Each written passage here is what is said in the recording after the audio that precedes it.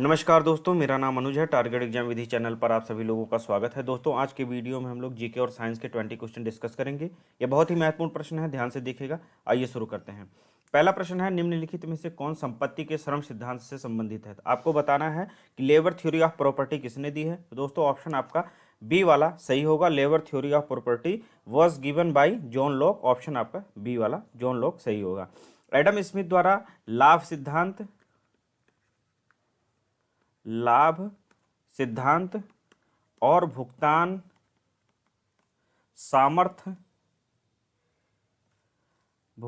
सामर्थ्य दृष्टिकोण का प्रतिपादन किया गया।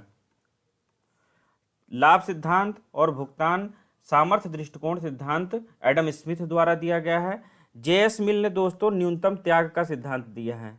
न्यूनतम त्याग का सिद्धांत दिया है, इसे आप लोग याद रखिएगा, एग्जाम में पूछ सकता है कि न्यूनतम त्याग का सिद्धांत किसने दिया था। जेएस मिल ने। ऑप्शन आपका बी वाला सही होगा। Labour theory of property John Locke ने दी है। नेक्स्ट क्वेश्चन पर देखते हैं। घरेलू विद्युत परिपथ में प्रयोग किए जाने वाले फ्यूज के मूल्यांकन किस आधार पर प्रदान की जाती है? जो घरों में इलेक्ट्रिक सर्किट यूज होता है, उसका जो फ्यूज होता है उसका रेटिंग दोस्तों किस आधार पर किया जाता है? तो वो करंट के आधार पर किया जाता है, अर्थात विद्युत धारा के आधार पर किसी भी फ्यूज की रेटिंग की जाती है। नेक्स्ट क्वेश्चन देखते हैं। प्रेरक कौशल मस्तिष्क के कौन से भाग से संबंधित है? तो जो प्रेरक कौशल होता है वह मस्तिष्क से फ्रंटल लोब से संबंधित होता है, अर्थात ललाट भाग से संबंधित होता है। फ्रंटल लोब से संबंधित होता है। ऑप्शन आपका ए वाला सही होगा। और इसके क्या क्या कार्य हैं? तो यदि एकाग्रता, भावना, स्मृति, तर्क, विवेक या संकल्प आदि के नियंत्रण की बात करें तो वो भी फ्रंटल लोब के ही माध्यम से होता है। ऑप्शन आपका ए वाला सही होगा। प्रेरक कौशल किससे संबंधित है? तो ललाट भाग से या फ्रंटल लॉब से। नेक्स्ट क्वेश्चन देखते हैं।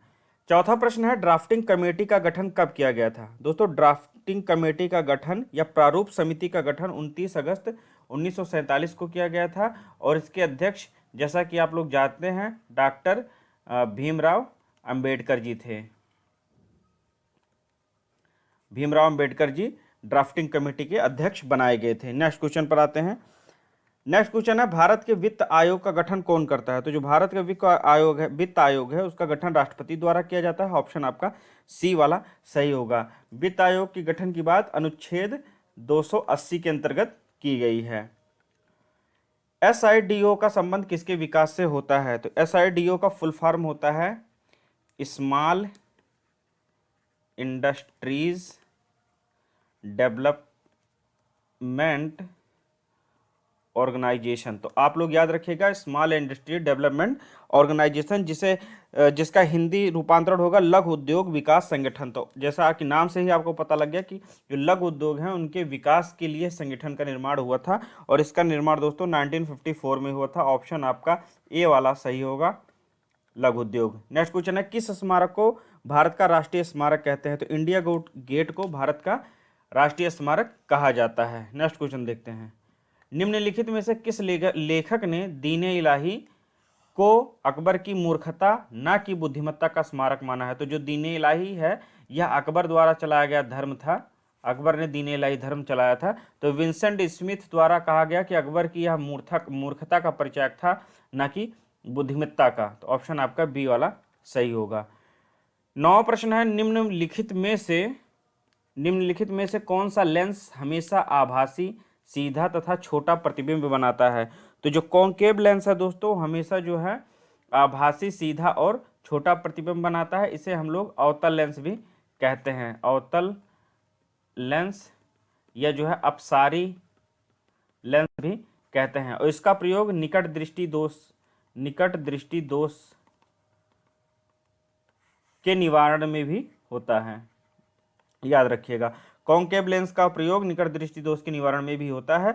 यह हमेशा आभासी, सीधा और छोटा प्रतिबिंब बनाता है। नेक्स्ट क्वेश्चन देखते हैं। 10वां प्रश्न है, निम्नलिखित में से किस स्थिति में शरीर में ऊतक ऑक्सीजन की पर्याप्त आपूर्ति करने में असफल होता है?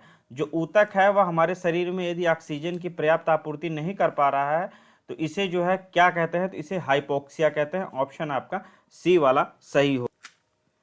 दोस्तों ग्लूकोमा आप लोग जानते हैं कि ये आई डिजीज होती है, आंख से संबंधित यह रोग है। जब ऑप्टिक नर्व आंख की डैमेज हो जाती है वो स्थिति ग्लूकोमा कहलाती है। और हाइपोग्लाइसीमिया जो होता है यह लो ब्लड शुगर की स्थिति होती है। लो ब्लड शुगर की स्थिति को हम लोग हाइपोग्लाइसीमिया कहते हैं। और डेमेंशिया में आप लोग जानते होंगे कि मेंटल हेल्थ को अफेक्ट करता है, ये मेमोरी लॉस जैसी समस्याएं हो सकती हैं। ऑप्शन आपका सी वाला सही होगा। यदि जो है शरीर को इनफ ऑक्सीजन नहीं मिल पाता है तो हमारे ऊतक द्वारा शरीर को इनफ ऑक्सीजन की आपूर्ति नहीं हो पाती तो शरीर में जो है समस्या उत्पन्न हो जाती है, तो इसे जो है हम लोग हाइपोक्सिया कहते हैं। 11वां प्रश्न है, भारत में कितने जलवायु कृषि क्षेत्रों जिसे एग्रो क्लाइमेटिक जोन कहते हैं को अभिलक्षित किया गया है? तो ऑप्शन आपका सी वाला सही होगा। योजना आयोग ने 15 जो है योजना आयोग द्वारा 15 जलवायु कृषि क्षेत्रों को बांटा था। ऑप्शन आपका सी है, सही है। 12वां प्रश्न है, खुला बाजार कार्यवाही ओपन मार्केट ऑपरेशन से क्या तात्पर्य है? तो जो खुला बाजार कार्यवाही होता है तो इसमें क्या स्थिति होती है कि जो सेंट्रल बैंक होता है किसी देश का, सेंट्रल बैंक या जिसे हम फेडरल बैंक भी कह सकते हैं, भारत में जो सेंट्रल बैंक है वह आरबीआई है।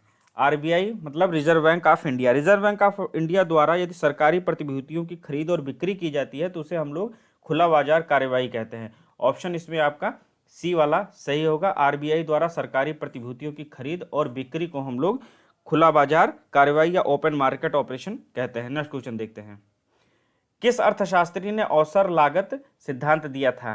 तो दोस्तों जो अपॉर्चुनिटी कॉस्ट थ्योरी है यह गॉटफ्रीड हैबरलर द्वारा दी गई थी। ऑप्शन आपका ए वाला सही है। नेक्स्ट क्वेश्चन देखते हैं, 14 नंबर का प्रश्न है, निम्नलिखित में से किसको कोशिका का शक्ति गृह कहते हैं? निम्नलिखित में से किसे कोशिका का शक्ति गृह कहते हैं? तो ऑप्शन आपका दोस्तों सही होगा माइटोकॉन्ड्रिया, जिसे सूत्र कणिका भी कहते हैं। सूत्र कणिका भी कहा जाता है। माइटोकॉन्ड्रिया को कोशिका का शक्ति गृह कहा जाता है, शक्ति घर कहा जाता है। जो आपका लाइसोसोम होता है इसे आत्मघाती थैली कहते हैं या सुसाइड वेसिकल कहते हैं। सुसाइड वेसिकल या आत्मघाती थैली कहा जाता है। दोस्तों गोल्जी काय को हम लोग ट्रैफिक पुलिस कहते हैं। ट्रैफिक पुलिस या यातायात का कोशिका का यातायात प्रबंधक। और जो राइबोसोम होता है दोस्तों यह प्रोटीन फैक्ट्री कहलाता है। प्रोटीन फैक्ट्री, इसे एक बार हम लोग और देखेंगे। कोशिका का शक्ति गृह माइटोकॉन्ड्रिया सूत्रकणिका को कहते हैं। लाइसोसोम सुसाइड वेसिकल या आत्मघाती थैली होती है। गोल्जी बॉडी या गोल्जी कॉय ट्रैफिक पुलिस होता है, ट्रैफिक पुलिस कहते हैं इसे, या यातायात का कोशिका का यातायात प्रबंधक। और राइबोसोम प्रोटीन फैक्ट्री कहलाता है। ठीक है, नेक्स्ट क्वेश्चन देखते हैं, इंग्लिश ईस्ट इंडिया कंपनी की स्थापना कब हुई थी? तो जो अंग्रेजी ईस्ट इंडिया कंपनी है इसकी स्थापना 1600 ईस्वी में हुई थी। ऑप्शन आपका ए वाला सही होगा। नेक्स्ट आगे देखते हैं, 1602 में दोस्तों डच ईस्ट इंडिया कंपनी की स्थापना हुई थी। यहां पर मैं डेट भी लिख दे रहा हूं, 31 दिसंबर को इंग्लिश ईस्ट इंडिया कंपनी की स्थापना हुई थी। इंग्लिश ईस्ट इंडिया कंपनी की स्थापना 31 दिसंबर 1600 में हुई थी। और 1602 में 20 मार्च के समय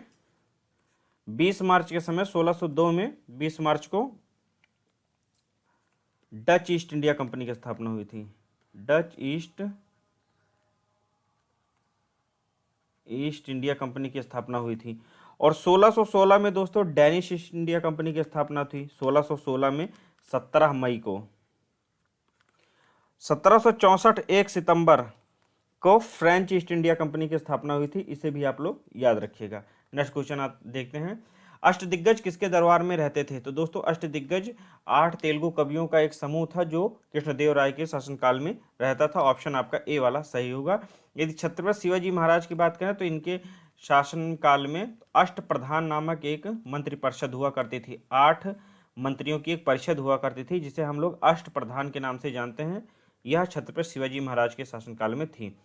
केंद्रीय ईंधन अनुसंधान संस्थान कहाँ स्थित है? केंद्रीय ईंधन अनुसंधान संस्थान जलगोड़ा में स्थित है। ऑप्शन आपका बी वाला सही होगा। यदि भारतीय मौसम वेधशाला की बात करें, भारतीय मौसम वेधशाला की बात करें तो यह पुणे में स्थित है। शिमला में केंद्रीय आलू अनुसंधान संस्थान स्थित है। देहरादून में केंद्रीय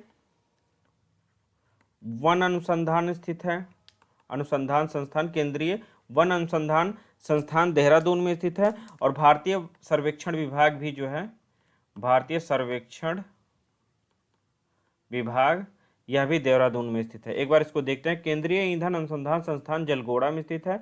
पुणे में भारतीय मौसम वेधशाला स्थित है। शिमला में केंद्रीय आलू अनुसंधान संस्थान स्थित है। और देहरादून में केंद्रीय वन अनुसंधान संस्थान तथा भारतीय सर्वेक्षण विभाग स्थित है। निकोटिनेमाइड, या जिसे हम लोग नियासिन भी जानते हैं, नियासिन के नाम से भी जानते हैं, विटामिन B3 का रासायनिक नाम होता है। विटामिन B5 का रासायनिक नाम होता है पेंटोथेनिक अम्ल, पेंटोथेनिक अम्ल। दोस्तों विटामिन B6 का पायरिडॉक्सिन होता है, पायरिडॉक्सिन होता है।